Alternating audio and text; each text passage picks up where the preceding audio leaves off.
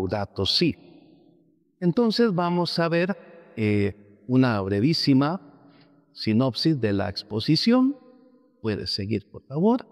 Entonces, brevísimo el índice de la encíclica para ver en cuáles capítulos es que se encuentra el pensamiento de Tomás. Luego, lo que sería el centro de esta exposición, las citas de Santo Tomás y su contexto dentro de la encíclica.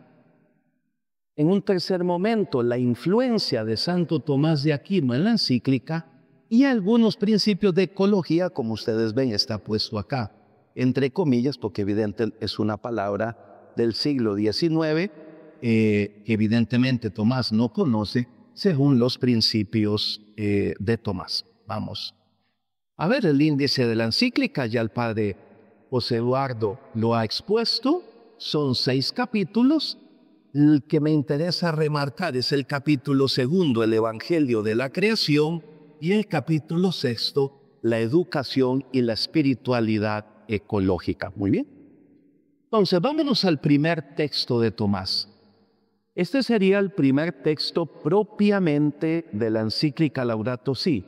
Dice, Él, Dios, está presente en lo más íntimo de cada cosa sin condicionar la autonomía de su criatura. Y esto también da lugar a la legítima autonomía de las realidades terrenas. Y está citando Gaudium et Spes 50. Esa presencia divina que asegura la permanencia y el desarrollo de cada ser es la acción, es la continuación de la acción creadora.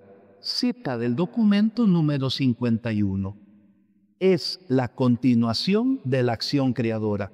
Corresponde a Suma Teología, primera parte, cuestión 104, artículo 1, respuesta al argumento 4.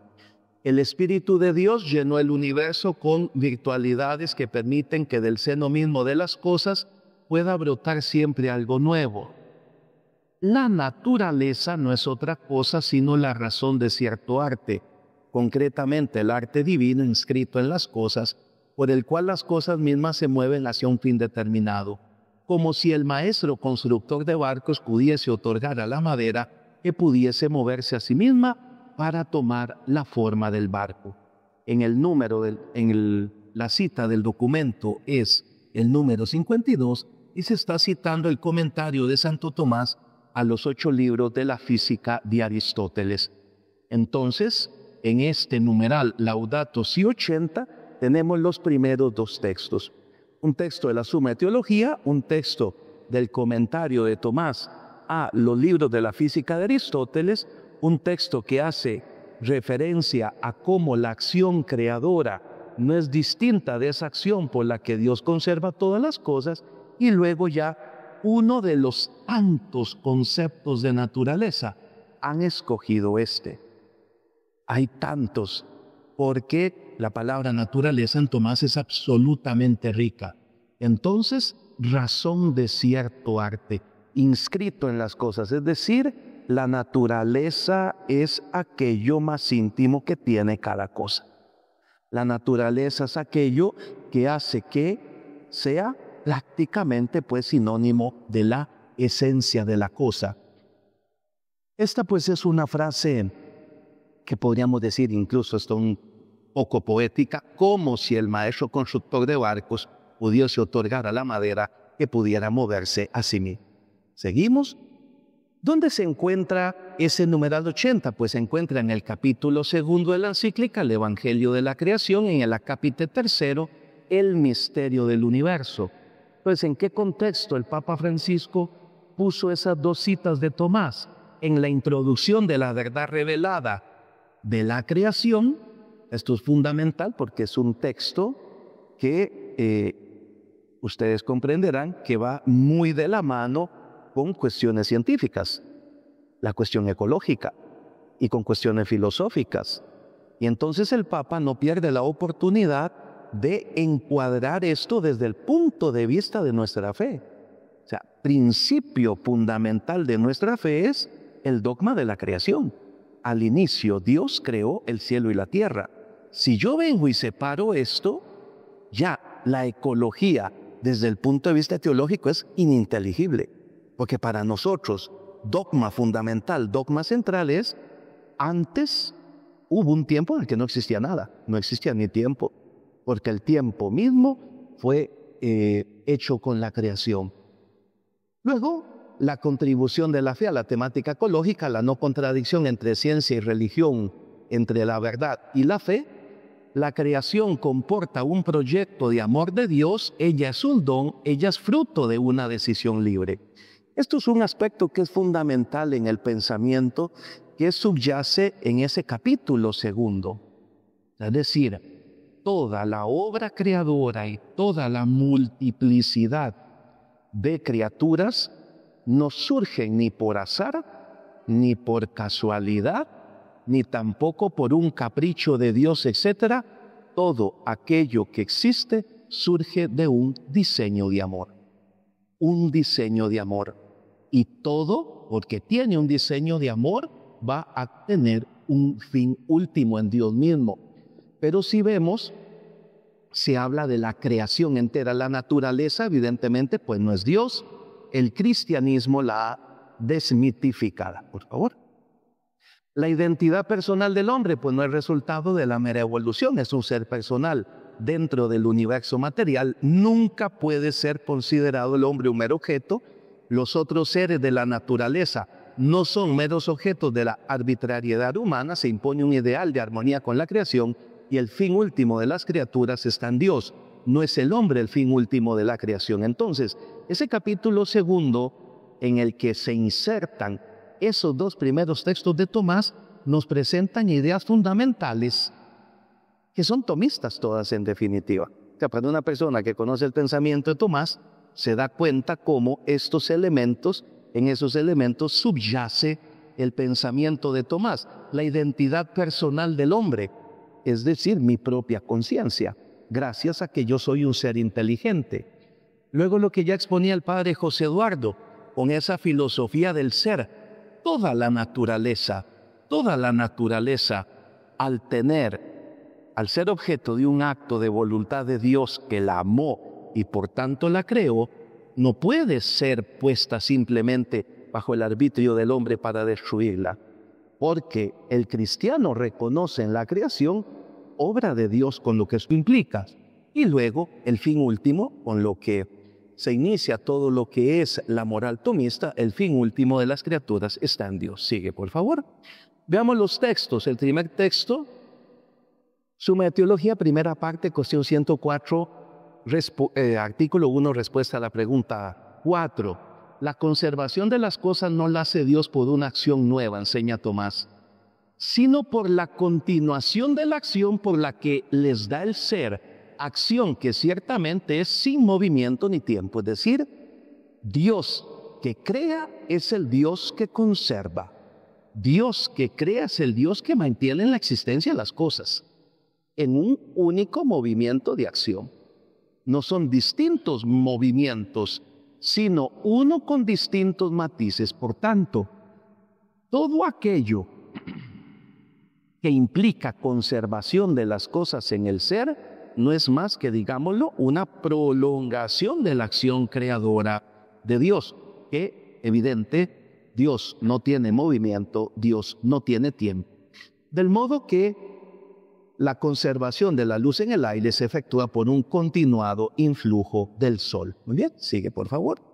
Luego, en el comentario a la física de Aristóteles, libro segundo, acápite 14, por lo que es manifiesto que la naturaleza no es otra cosa que la razón de cierto arte, esto es, el arte divino, introducido en las cosas por el cual las cosas mismas se mueven a un fin determinado. Conceptos de naturaleza en Tomás hay muchísimos. Ya que está comentando el texto de Aristóteles, implica qué cosa, quizás lo más importante, que está íncito, introducido en las cosas, es decir, cada cosa tiene una naturaleza y las cosas no pueden huir de su naturaleza. Pensemos lo que significa la locura de la ideología de género, por ejemplo, o pensemos lo que significan cuestiones como transexualismo, etcétera. O sea, cada cosa responde metafísicamente, cada cosa responde a algo que le viene impuesto naturalmente. es su naturaleza, es su esencia. Eso no queda en arbitrio de nada ni de nadie, sino que pertenece a lo que es de sentido común. Y evidentemente nosotros con nuestra inteligencia utilizamos las cosas conforme a esa naturaleza. Entonces, introducido en las cosas, por el cual las cosas se mueven a un fin determinado. ¿Cuál es el principio de movimiento? El principio de movimiento es la propia naturaleza. ¿Por qué yo no puedo volar? Pues no solamente por el peso, sino porque yo no soy un ave. Eso es muy sencillo, es decir, a cada naturaleza va a corresponder, ¿qué cosa? A cada naturaleza va a corresponder un principio de acción intrínseco. Porque el movimiento, es decir, el paso de la potencia al acto de cada uno de los seres, es debido a la propia naturaleza.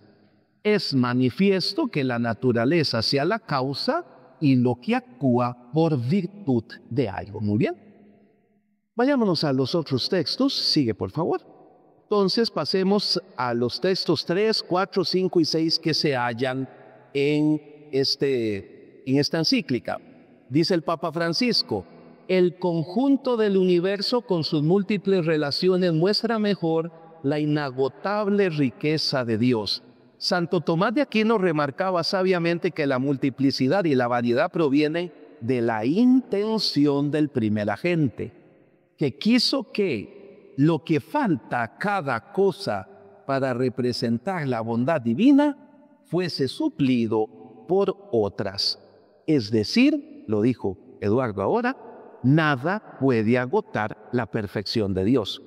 Si las criaturas están hechas para reflejar la gloria divina, para reflejar la bondad divina, y todo lo creado por naturaleza es finito, podemos comprender perfectamente que nada puede agotar la bondad subsistente de Dios mismo. Por eso dirá Tomás, ya lo veremos, será el universo entero el que mejor podrá reflejar la bondad divina, no las criaturas singulares. Acá corresponde a la cita 60 de la encíclica y se está citando tal vez el texto, uno de los más importantes, primera parte de la Suma de Teología, cuestión 47, artículo 1. Y nuevamente se vuelve a citar acá. Sigue, por favor. Por eso nosotros necesitamos captar la variedad de las cosas en sus múltiples relaciones. Quizás ese sea el pensamiento central del Papa con respecto a Tomás. Lo que él va a venir a captar de Tomás de Aquino va a ser el aspecto relacional. Se va a citar primera parte de la Suma de Teología, cuestión 47, artículo 2, respuesta a la objeción primera y el artículo 3. Entonces se entiende mejor la importancia y el sentido de cualquier criatura si se la contempla en el conjunto del proyecto de Dios. Así lo enseña el catecismo. La interdependencia de las criaturas es querida por Dios. Las innumerables diversidades y desigualdades significan que ninguna criatura se basta a sí misma, que no existen sino en dependencia unas de otras para complementarse y servirse mutuamente. Y es el numeral de la Laudato Si 86. ¿Bien? ¿Dónde se encuentra ese numeral 86? Se encuentra en el capítulo 2, siempre en el Evangelio de la Creación, pero en el acápite 4, el mensaje de cada criatura en la armonía de lo creado. Es decir, todo lo creado se encuentra en interrelación. Y se encuentra también en interrelación para mostrarnos de algún grado, de algún modo, una perfección divina. Entonces, se inserta en el siguiente contexto. Toda criatura tiene una función, ninguna superflua. Toda criatura manifiesta a su creador. Dios se refleja en todas sus obras. El ser humano se halla en relación con todo lo que existe. El acento es puesto en la interrelación de toda la creación. Existe en efecto una interdependencia de todo aquello que es. Todo se halla en relación. Aquí, ¿qué es lo que tenemos nosotros prácticamente? Lo que tenemos es una metafísica de la relación. O sea, si quisiéramos hablar de esta encíclica en términos filosóficos, prácticamente tendríamos que decir que la filosofía que subyace es una metafísica de la relación. Todas las criaturas entre sí se encuentran mutuamente relacionadas y todo aquello que existe encuentra su relación con Dios completamente. Muy bien, sigue por favor. ¿Cuáles son los textos? Leamos los textos, aquí están los más importantes. Por lo tanto, hay que decir, la diversificación y la multitud de las cosas proviene de la intención del primer agente, que es Dios. Es decir, no es por casualidad, no es por azar, no es por capricho, no es por necesidad, sino por la intención. Es decir, es un acto voluntario, voluntario. En efecto, Dios produjo las cosas en su ser por su bondad, que comunicó a las criaturas y representarla por ellas. O sea, entonces, el Dios, quien es bueno por esencia, transmite a todas las cosas una participación de su bondad para que ellas sean buenas, relato del Génesis, pero para que a través de las perfecciones de todo lo creado, podamos subir nosotros por analogía a la perfección misma de Dios, que evidentemente pues no se puede alcanzar en esta tierra. Sigue, por favor. Y como quiera que esta bondad no podía ser representada suficientemente por una sola criatura, produjo muchas y diversas criaturas a fin de que lo que faltaba a cada una para representar la bondad divina fuese suplido por las otras, pues la bondad que en Dios es simple y uniforme, en las criaturas es múltiple y dividida. Pensemos eso desde el punto de vista de la creación corpórea, pero además pensémoslo, por ejemplo, lo que a nosotros la fe y teología nos impone acerca de los ángeles. Si ya uno queda sorprendido,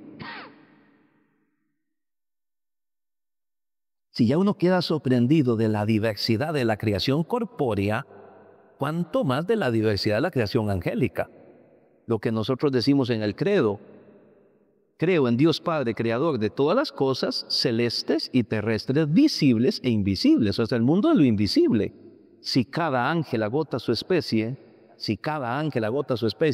y son miriadas y miriadas de estos seres que existen, y todo el conjunto de la creación, porque también ellos están incluidos, pues nada agota la bondad divina representada en las criaturas. Podemos tener un atisbo de lo que significa Dios, bondad por esencia. Sigue, por favor.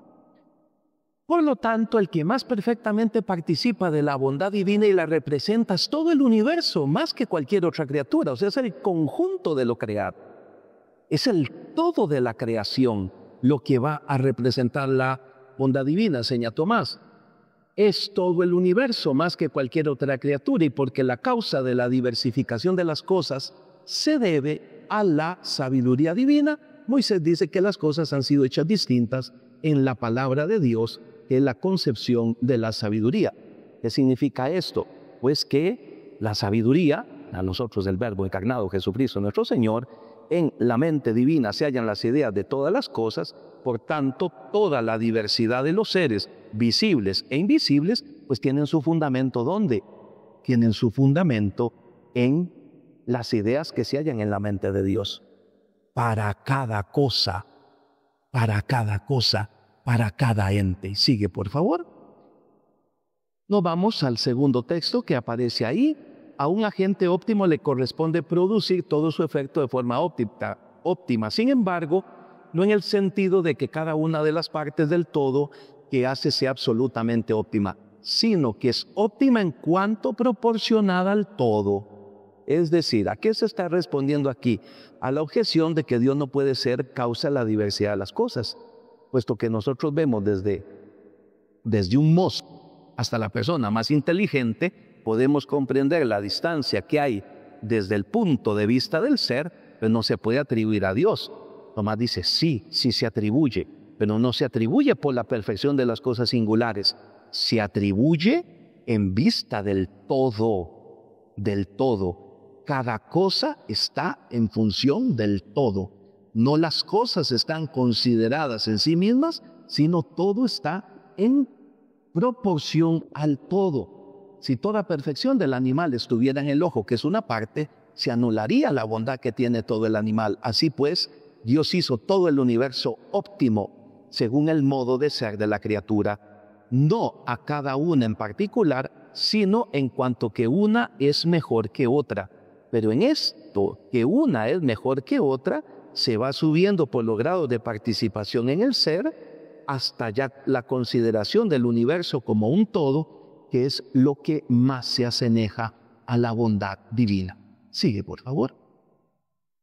Pasamos al siguiente texto. El mismo orden existente en las cosas creadas por Dios manifiesta la unidad del mundo, porque el mundo se dice que es uno con unidad de orden, en cuanto en él unas cosas están ordenadas a otras. Ahora bien, todas las cosas hechas por Dios tienen un orden entre sí y con respecto a Dios mismo. Por tanto, es necesario que todas las cosas converjan hacia un mundo. Aquí, lo que se está respondiendo, pues es a esa objeción que implicaba ¿qué cosa? Pues que implicaba lo siguiente, que hay distintos mundos. Y aquí lo que se nos está diciendo es que no es que hayan distintos mundos, sino que nosotros vemos en la naturaleza que nos rodea cómo una cosa está relacionada con otra. Cómo hay un orden en las cosas creadas, de modo que todo termine en una unidad que es Dios. Evidentemente, aquí nosotros nos recordamos de lo que es carta a los Efesios. Sigue, por favor. Muy bien, sigue, por favor. Nos vamos a los últimos 3 textos que presenta la Laudato Si de Tomás. No están citados literalmente, sino están citados con el Confer, y es el numeral 171 de las citas de la encíclica. Las personas divinas son relaciones subsistentes y el mundo creado según el modelo divino es una trama de relaciones.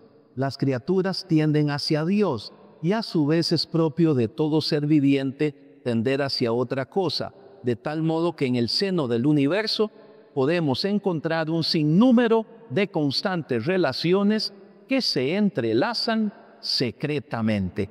Y tenemos los textos citados. Entonces, aquí hay una cuestión particular, porque sí se corre el peligro de pensar que persona es relación. Persona es relación en Dios, pero no en nosotros. En nosotros persona es absoluta individualidad suma, el subsistente distinto en una naturaleza humana, en una naturaleza intelectual. En Dios ese subsistente distinto, pues sí es la relación subsistente. Entonces la paternidad subsistente es Dios Padre, la filiación subsistente es Dios Hijo, la expiración es Dios Espíritu Santo, pero en nosotros no. Ahora, ciertamente, persona divina es relación subsistente. Sin embargo, lo que el Papa está haciendo aquí es como diciendo, como hemos sido hechos a imagen y semejanza de Dios, y en toda la creación hay un atisbo de Dios, entonces si Dios es relación subsistente a nivel personal, entonces en la creación tiene que haber una relación también entre las cosas. Y ese es su énfasis. El énfasis es, todo se encuentra en íntima relación. ¿Por qué enfatizan esto en una encíclica ecológica? Y pues para decir que no se puede destruir el creado. No se puede destruir el creado, no se puede abusar de la naturaleza simplemente por un motivo, porque todo se necesita aquí. Cada cosa está en íntima relación. Sigue, por favor. Esto no solo nos invita a admirar las múltiples conexiones que existen entre las criaturas, sino que nos lleva a descubrir una clave de nuestra propia realización, porque la persona humana más crece, más madura y más se santifica a medida que entra en relación, cuando sale de sí misma para vivir en comunión con Dios, con los demás y con todas las criaturas. Así asume su propia existencia ese dinamismo trinitario que Dios ha impreso en ella desde su creación. Es decir, para el Papa, lo que Dios es a nivel personal va a encontrar un correlativo necesariamente en todo lo creado. Todo está conectado y eso nos invita a madurar una espiritualidad de la solidaridad global que brota del misterio de la Trinidad. Donde se halla esa cita en el contexto de la encíclica, en el capítulo 6, Educación y Espiritualidad Ecológica. en el acápite séptimo la Trinidad y la relación entre las criaturas. ¿Qué implica ese contexto donde esa cita está? Pues la necesidad de otro estilo de vida, una educación para que haya una alianza entre el hombre y el ambiente, debe haber una conversión ecológica, primacía del amor. Presenta pues dos analogías. En los sacramentos se halla un ejemplo de cómo la naturaleza es asumida por Dios. En el descanso dominical sería un ejemplo de la sanación de las relaciones con el mundo que nos rodea. Para la fe cristiana, toda la realidad contiene una marca trinitaria.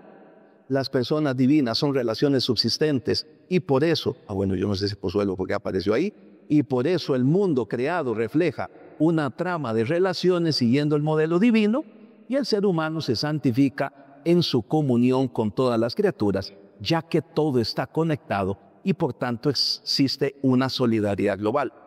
Pero es interesante notar el fundamento filosófico, el fundamento filosófico de toda esta argumentación se basa, en definitiva, para nosotros cristianos, en la imagen de Dios, en la semejanza con Dios que se halla en la creación. Ahí es donde se halla, y a nivel filosófico, una metafísica de la interrelación de todos los componentes del universo.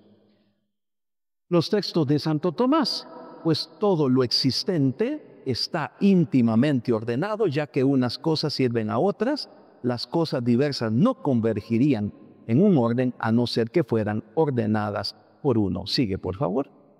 Así pues, como quiera que aquello que es primero es en cuanto tal lo más perfecto y no accidentalmente necesario que lo primero a lo que se reduce todo en un orden sea uno solo, y ese es Dios.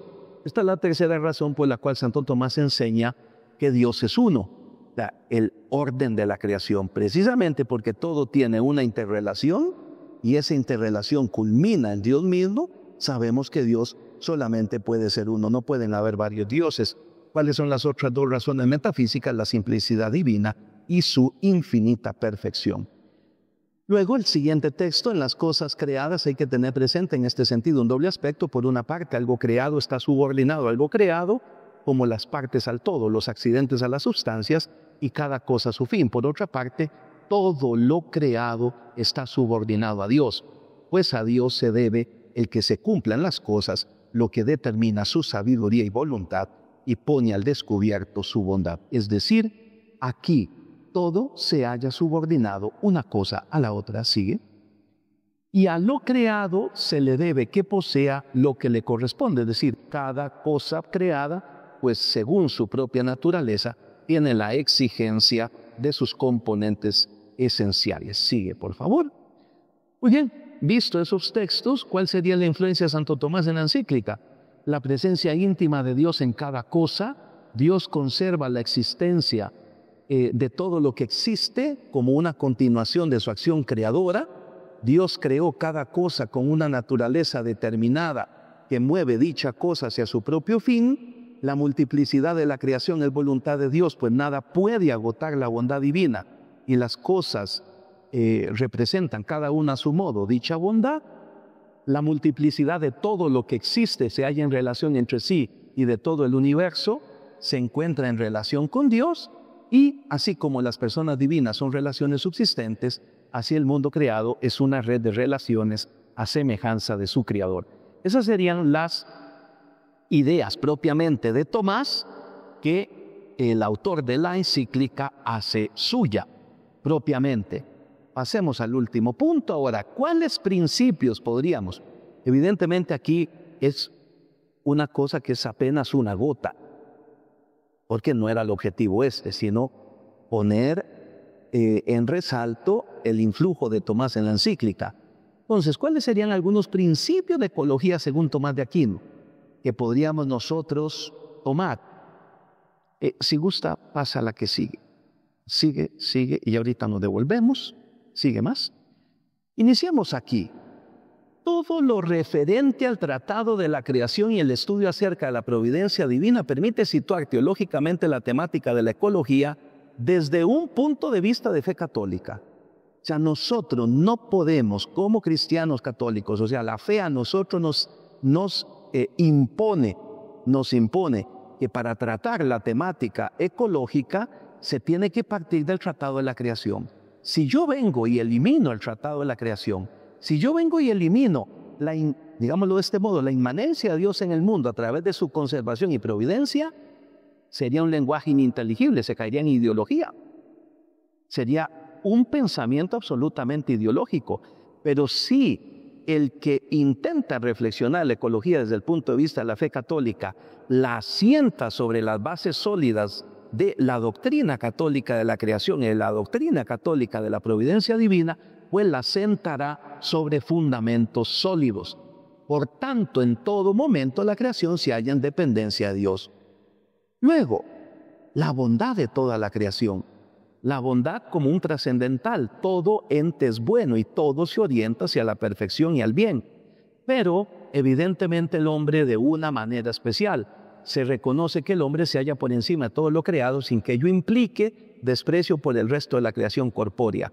Así el hombre y todos los otros entes naturales provienen de la misma fuente del ser, del mismo creador que es Dios, existiendo entre ellos una ineludible comunión. Es decir, vio Dios que todas las cosas eran buenas. O sea, para el mensaje cristiano con respecto a la creación, basado sobre lo que a nosotros nos ha sido revelado, no existe nada que haya salido de las manos de Dios malo. No existe. Todo es bueno. ¿Dónde es que se mete ya el mal en el mundo? En la historia del pecado, cuando eso ya es otra cosa. Pero metafísicamente, al ser Dios el creador de todas las cosas, todo lo que salió de sus manos es bueno. Es decir, todo aquello que implicó el acto de la acción creadora de Dios es bueno. Pero ojo, sobre la creación corpórea, o sea, sobre el conjunto de la creación corpórea, evidentemente se encuentra el hombre. ¿Y por qué se encuentra el hombre? Por su inteligencia y su voluntad. Es la inteligencia y la voluntad del hombre aquella que le hace ser imagen y semejanza de Dios y por tanto ocupa un lugar particular en el contexto de la creación corpórea. Por eso cualquier tipo de ecología que venga y reduzca al hombre no puede ser aceptada por un pensamiento católico. Cualquier tipo de divinización de la naturaleza en contraste con el hombre, o como aparece ahora, yo no puedo olvidar las palabras de mi sobrino, es que la peor maldición del hombre, la peor maldición del planeta es el hombre. ¿Cómo decir eso? Obviamente el muchacho lo escuchó en la escuela. La maldición del planeta es el hombre. Si yo digo que la maldición del planeta somos nosotros, pues evidentemente todo lo que es el proceso de revelación del hombre como culmen de la creación corpórea, pues viene vuelto al revés, viene pervertido. No, evidentemente el hombre se encuentra en el ápice de la creación. Y luego, al proceder todos de la misma fuente del ser, pues Dios la creación toda, hombre incluido, es bueno. Hay una ineludible comunión. Ahora sí vayámonos para atrás.